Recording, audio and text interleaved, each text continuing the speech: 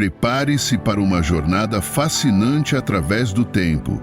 Você está prestes a conhecer a história de um homem que transformou o curso da humanidade com sua mensagem poderosa. Uma pessoa que começou como inimigo dos seguidores de Jesus e terminou como seu mais dedicado defensor. Paulo, anteriormente conhecido como Saulo, viveu em uma época de grandes conflitos e ideias revolucionárias. Sua vida foi repleta de perigos, viagens emocionantes e mudanças surpreendentes que vão cativar sua imaginação. Enquanto exploramos esta história, você vai descobrir como um único homem conseguiu espalhar os ensinamentos de Jesus por todo o mundo antigo, enfrentando tempestades, prisões, naufrágios e até tentativas de assassinato. Esta não é uma história inventada. Tudo isso realmente aconteceu há quase 2000 anos, e os efeitos dessas aventuras ainda são sentidos hoje. 2 bebês que mudaram a história. Há mais de 2000 anos, em uma pequena cidade chamada Belém, nasceu um bebê judeu de pele morena que viria a ser conhecido como Jesus.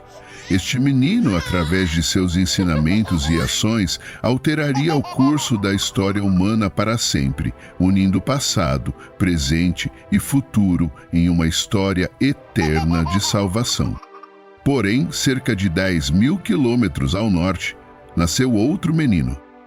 Diferente de Jesus, este bebê não seria chamado de Salvador ou Messias. Mesmo assim, sua influência seria tão grande que transformaria o mundo para sempre.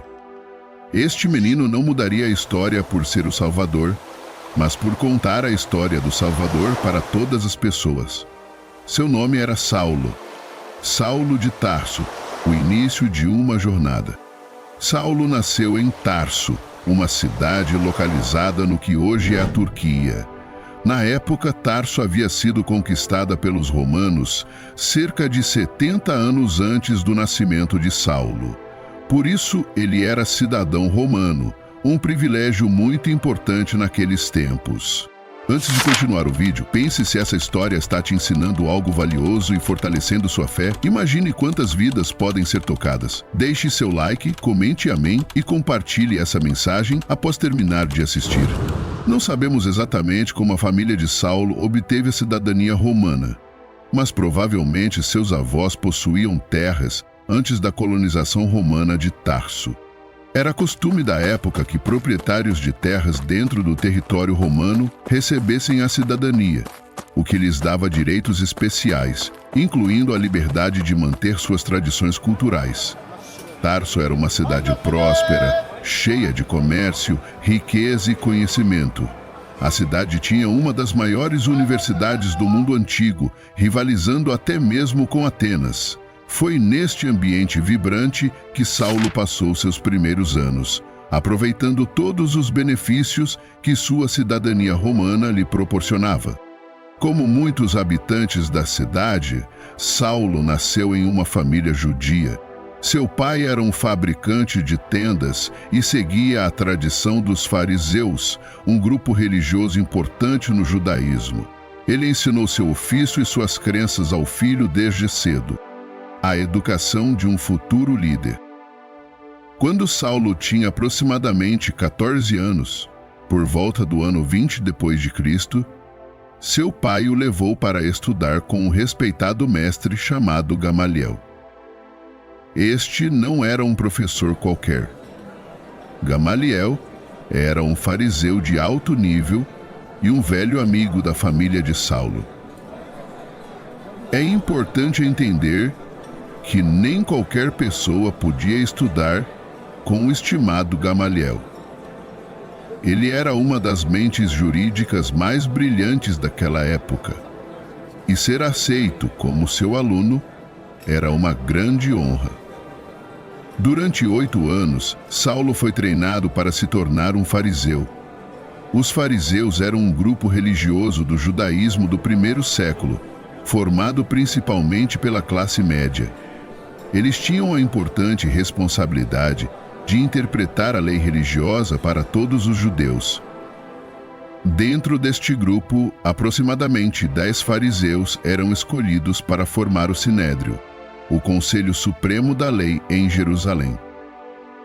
O Sinédrio tinha uma influência imensa sobre todos os aspectos da vida judaica. Qualquer decisão tomada por este conselho tornava-se lei para todos os judeus, não importa onde vivessem. O retorno a Jerusalém e o encontro com uma nova fé. Depois de completar seus estudos com Gamaliel, Saulo voltou para Tarso para trabalhar na sinagoga local. Pouco tempo depois, recebeu uma notícia que mudaria sua vida. Ele havia sido indicado pelo próprio Gamaliel para se juntar ao prestigiado Sinédrio. Cheio de entusiasmo, Saulo deixou Tarso e partiu para Jerusalém, ansioso para começar sua nova função no respeitado conselho. No entanto, ao chegar à cidade, descobriu que muita coisa havia mudado durante sua ausência. Uma nova seita judaica havia surgido e estava crescendo rapidamente em Jerusalém. Os seguidores desta nova crença eram devotos a um homem de Nazaré que afirmava ser Deus em forma humana, vindo para cumprir as antigas profecias que Saulo conhecia tão bem.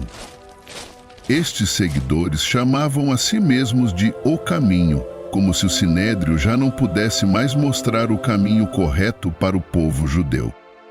Saulo ficou profundamente chocado e indignado com a existência deste movimento.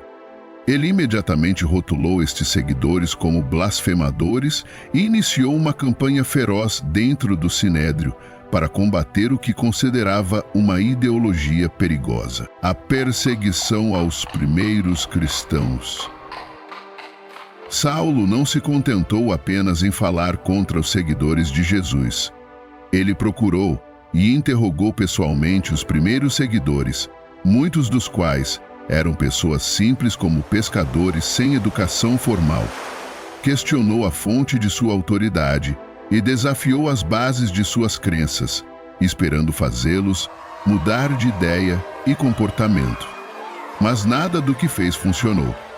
Os discípulos continuavam firmes em sua fé, mesmo após Saulo e outros membros do Sinédrio os advertirem severamente, proibindo-os de proclamar Jesus como o Messias judeu.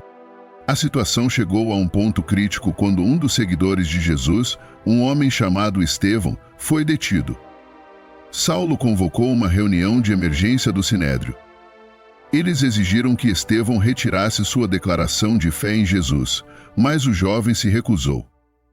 Em vez disso, ele proclamou publicamente, diante de todo o conselho, que Jesus era o Filho de Deus. Esta desobediência aberta provocou uma fúria incontrolável em Saulo. Em um gesto simbólico de desprezo, ele rasgou sua própria veste. Os outros membros do Sinédrio seguiram seu exemplo, jogando suas vestes aos pés de Saulo. Pegaram pedras e começaram a apedrejar Estevão até a morte, enquanto Saulo observava aprovando o ato. Foi assim que membros do mais alto Conselho de Jerusalém, responsáveis por manter a lei e a ordem, cometeram um assassinato contra Estevão, um seguidor de Jesus Cristo. A missão para Damasco e o encontro que mudou tudo. O incidente com Estevão abalou a igreja primitiva. Muitos seguidores de Jesus em Jerusalém fugiram, temendo por suas vidas. Mas isso durou pouco tempo. Logo eles voltaram às ruas, proclamando com ainda mais fervor que Jesus era o Messias tão esperado. Durante vários meses, o Sinédrio se envolveu em debates acalorados, tentando decidir a melhor forma de deter um movimento que crescia rapidamente. Finalmente, decidiram criar uma lei proibindo as pessoas de participarem deste novo movimento, estabelecendo severas penalidades para quem desobedecesse, incluindo prisão imediata. A lei foi promulgada, mas precisava ser aplicada em toda a cidade. e quem melhor para liderar esta tarefa crucial do que o próprio Saulo de Tarso? Quando o conselho soube que havia seguidores de Jesus em Damasco pregando o Evangelho, Saulo foi rapidamente enviado para capturá-los. Ao receber esta missão, Saulo se preparou e iniciou a jornada de 3 dias de Jerusalém a Damasco. Ele não sabia que esta viagem não apenas transformaria o curso de sua própria vida, mas também remoldaria o caminho da história humana para sempre. Enquanto Saulo viajava na estrada com um pequeno grupo de servos e colegas, envolvido em sérias discussões teológicas, algo extraordinário aconteceu. Ele foi atingido por uma luz brilhante tão intensa que o deixou completamente cego. Como está relatado no livro de Atos, capítulo 9, Saulo ouviu uma voz dizendo: Saulo, Saulo, por que você me persegue? Confuso e assustado, Saulo perguntou.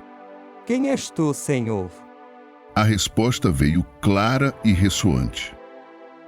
Eu sou Jesus, a quem você persegue. Levante-se, entre na cidade e lá você será informado sobre o que deve fazer. Os homens que acompanhavam Saulo ficaram paralisados de espanto. Eles ouviram claramente a voz, mas não conseguiram ver ninguém. Saulo levantou-se do chão, mas mesmo com os olhos abertos, não conseguia enxergar nada. Seus companheiros tiveram que levá-lo pela mão para dentro de Damasco. Durante 3 dias completos, Saulo permaneceu cego, sem comer ou beber. No final desse período, um homem chamado Ananias, que conhecia a reputação de Saulo como perseguidor dos seguidores de Jesus, recebeu instruções divinas para visitá-lo. Relutante, mas obediente, Ananias foi até Saulo e orou por ele. Milagrosamente, a visão de Saulo foi restaurada. Como as Escrituras relatam, imediatamente, algo como escamas caiu dos olhos dele, e ele recuperou a visão. Então ele se levantou e foi batizado. Após receber alimento, Saulo recuperou suas forças físicas, mas sua alma havia sido completamente transformada, de perseguidor a proclamador. Saulo permaneceu com os discípulos em Damasco por vários dias, recuperando-se e aprendendo com eles. Depois disso, ele foi para a Arábia por um tempo, antes de retornar novamente a Damasco. Foi então que iniciou seu ministério, proclamando nas sinagogas que Jesus era o Messias e declarando corajosamente que ele era o Filho de Deus. Aqueles que ouviram a pregação de Saulo ficaram estupefatos. Perguntavam entre si: não é este o homem que causou destruição em Jerusalém contra aqueles que acreditavam em Jesus? Não veio ele aqui justamente para prender os seguidores e levá-los acorrentados aos principais sacerdotes? Apesar da desconfiança, Saulo continuou a crescer em espírito e força. Suas proclamações apaixonadas e convincentes de que Jesus era realmente o Cristo prometido confundiam os judeus residentes em Damasco. Mas a confusão logo se transformou em hostilidade. Depois de algum tempo, os judeus se cansaram do que consideravam blasfêmia de Saulo e decidiram que ele precisava ser eliminado. Planejaram matá-lo, monitorando os portões da cidade dia e noite, esperando por uma oportunidade para executar seu plano. Porém, Saulo e os seguidores de Jesus na cidade descobriram a conspiração. Sem perder tempo, aproveitaram a escuridão da noite para ajudar Saulo a escapar. Levaram-no até uma abertura na muralha da cidade e o desceram em uma grande cesta para o lado de fora.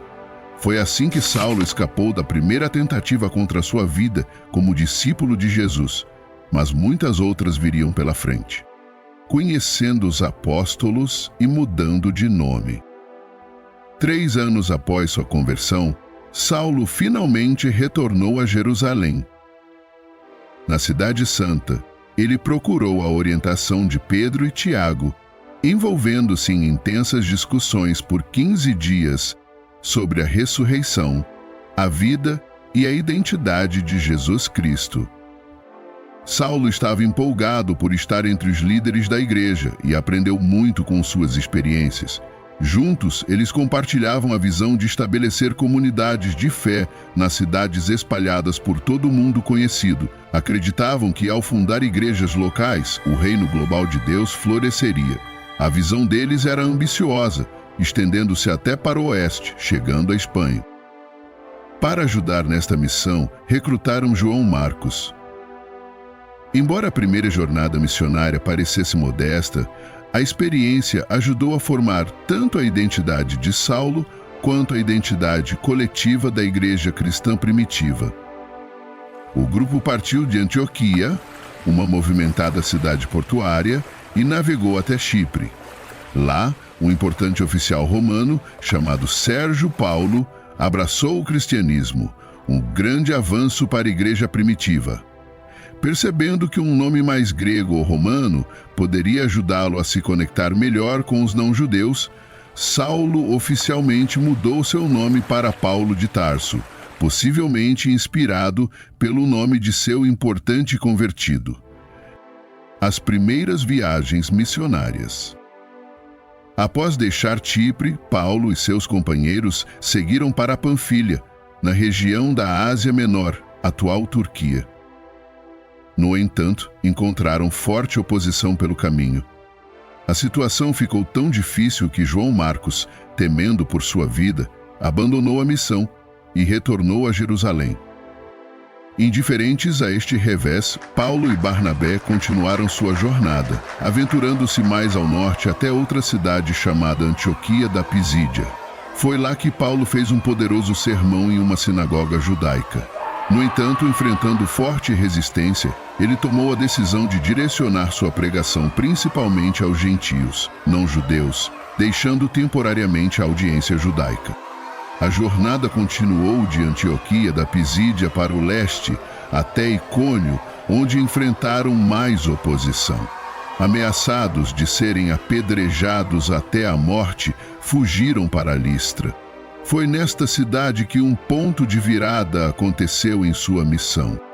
Depois de Paulo curar milagrosamente um homem que nunca havia andado em toda a sua vida, os moradores de Listra entenderam erroneamente que Paulo e Barnabé eram deuses gregos, que haviam descido à terra. Chamaram Barnabé de Zeus e Paulo de Hermes.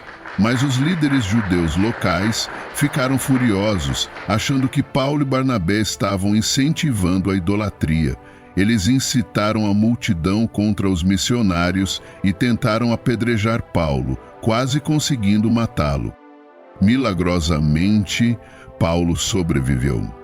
Ele e Barnabé escaparam de Listra e procuraram refúgio em Derbe, onde encontraram uma recepção mais pacífica e puderam pregar o evangelho tranquilamente. Ao retornar para Antioquia, Paulo e Barnabé encontraram um sério debate em andamento.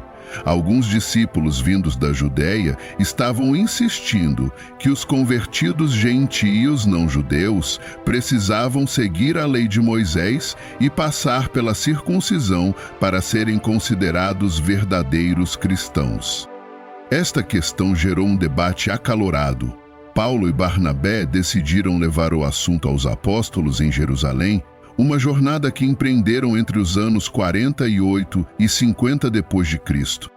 Sob a liderança do apóstolo Tiago, que presidia o Concílio de Jerusalém, Pedro, João e os outros apóstolos que haviam permanecido em Jerusalém se envolveram em um intenso debate sobre o significado da lei de Moisés para os gentios convertidos. Neste dia crucial, Tiago e os apóstolos apoiaram a posição de Paulo, declarando que os gentios que se tornavam cristãos não precisavam seguir todos os costumes judaicos. A cruz de Jesus Cristo havia alcançado o que os humanos não conseguiam através do mero cumprimento da lei. Os gentios não estavam mais obrigados a observar toda a lei judaica, mas sim a expressar gratidão e reverência pelo Deus de Israel. Cheios de entusiasmo por esta decisão libertadora, Paulo e Barnabé retornaram a Antioquia. No mesmo ano, resolveram embarcar em outra jornada missionária para espalhar as boas novas entre os gentios.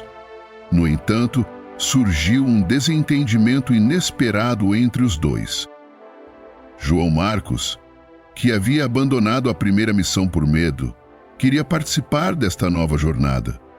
Barnabé, sendo seu primo, estava disposto a dar-lhe uma segunda chance. Paulo, entretanto, considerava João Marcos um risco e recusou sua participação. A discussão ficou tão acalorada que Paulo e Barnabé decidiram seguir caminhos separados. A segunda e terceira jornadas missionárias. Paulo seguiu seu caminho com Silas e um jovem promissor chamado Timóteo. O plano para esta segunda jornada era revisitar as igrejas que haviam estabelecido na primeira viagem, além de explorar novos territórios. Eles revisitaram as igrejas em Listra, Icônio e Antioquia da Pisídia, com a intenção inicial de seguir para Bitínia. No entanto, através de uma intervenção divina, foram redirecionados para Troade, uma cidade portuária. Enquanto dormia em seu acampamento em Troade, Paulo teve uma visão. Viu um homem da Macedônia, atual Grécia, chamando por ele e pedindo ajuda. Reconhecendo isso como uma mensagem do Espírito de Deus, Paulo entendeu que um novo capítulo aguardava sua missão na Europa. No dia seguinte, Paulo e seus companheiros iniciaram sua viagem em direção à Polônia, uma cidade portuária no norte da Grécia. Acompanhando-os estava Lucas, um médico que mais tarde escreveria parte do Novo Testamento. Eles seguiram para Filipos, onde Paulo e Silas foram presos pela primeira vez após libertarem uma jovem escrava de um espírito maligno que a permitia adivinhar o futuro. Na prisão, Paulo e Silas cantavam hinos de louvor a Deus, mesmo estando acorrentados. De repente, houve um terremoto que abriu as portas da prisão.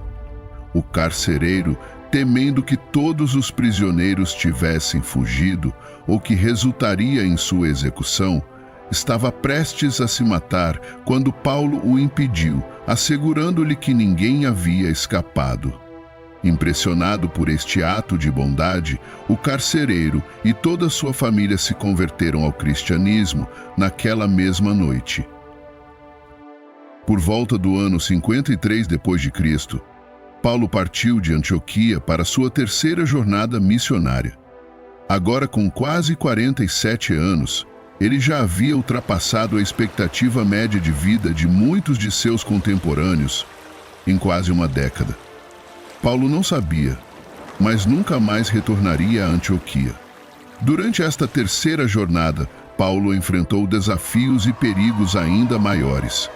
Sua primeira parada significativa foi Éfeso, onde investiu 3 anos intensos na igreja que havia estabelecido 2 anos antes.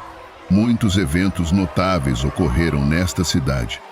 Foi em Éfeso que Paulo escreveu suas famosas cartas aos Coríntios, incentivando-os a apoiar os esforços de ajuda humanitária para Jerusalém, que enfrentava uma grave fome na época. Também enviou missionários de Éfeso para fundar igrejas em Colossos e Laodiceia. Os últimos anos, prisão e legado. Continuando sua jornada, Paulo passou por Troade, onde seu sermão noturno se estendeu tanto que um jovem chamado Éltico, sentado na janela, adormeceu e caiu do 3º andar, morrendo instantaneamente. Paulo desceu, abraçou o corpo do jovem e milagrosamente o trouxe de volta à vida. Viajando pela região da Macedônia, Paulo compôs sua carta à igreja de Roma e escreveu também para a igreja da Galácia. Eventualmente, sua extensa jornada de 4 anos chegou ao fim. Paulo fez uma última parada na pequena cidade portuária de Mileto, onde convocou os líderes da igreja de Éfeso para um encontro. Foi em Mileto que Paulo revelou seu plano de retornar a Jerusalém, mesmo sabendo que isso provavelmente resultaria em sua prisão e morte. Embora os líderes da igreja de Éfeso o tenham aconselhado a não ir, a decisão de Paulo estava tomada. Após um tempo de lágrimas e despedidas, eles acabaram aceitando que a vontade de Deus prevalecesse.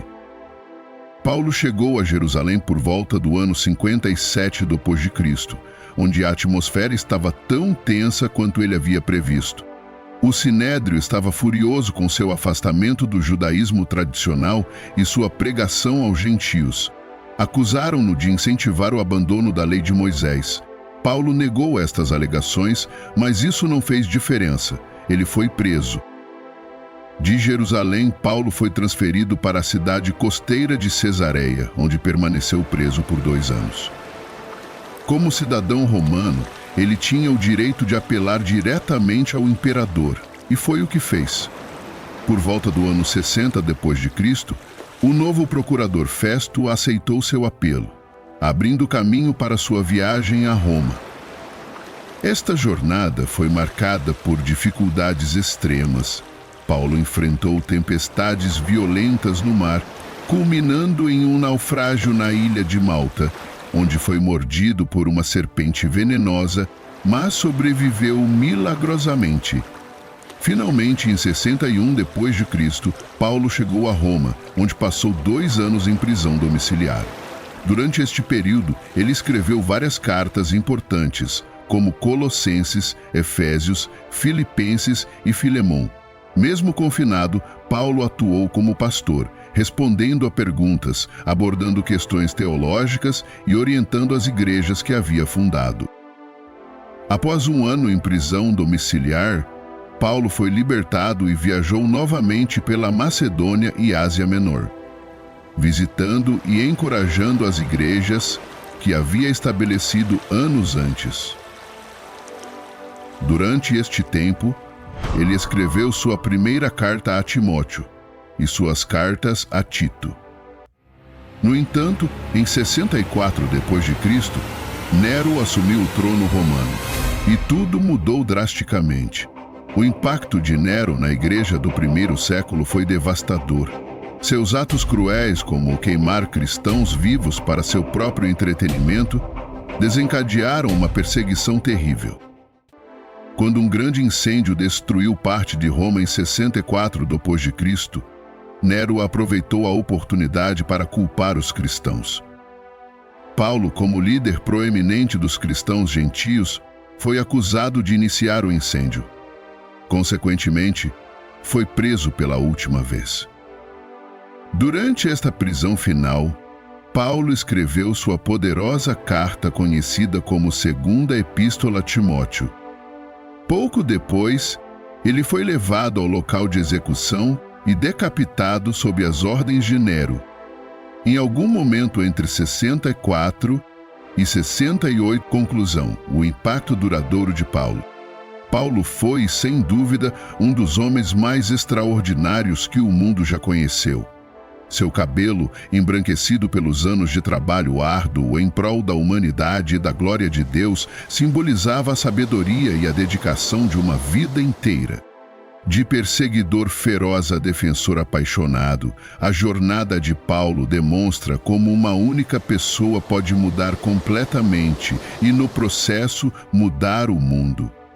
Suas cartas, que compõem grande parte do Novo Testamento, continuam a influenciar o pensamento religioso, filosófico e cultural até os dias de hoje.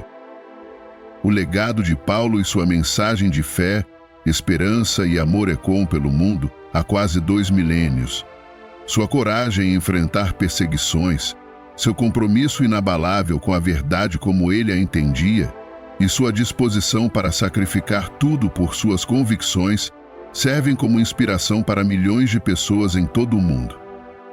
Que possamos encontrar inspiração nas palavras e nos feitos de Paulo, o apóstolo, que sua coragem e dedicação nos motivem a seguir nossos próprios caminhos com fé e determinação. Que possamos, como ele, buscar a verdade, desafiar o status quo quando necessário e espalhar amor e compaixão por onde passarmos. Que possamos aprender com a jornada extraordinária de Paulo e aplicar suas lições em nossas próprias vidas, sempre buscando a luz, mesmo nos momentos mais sombrios. Que sejamos, cada um à sua maneira, instrumentos de paz e esperança no mundo, assim como Paulo foi em seu tempo.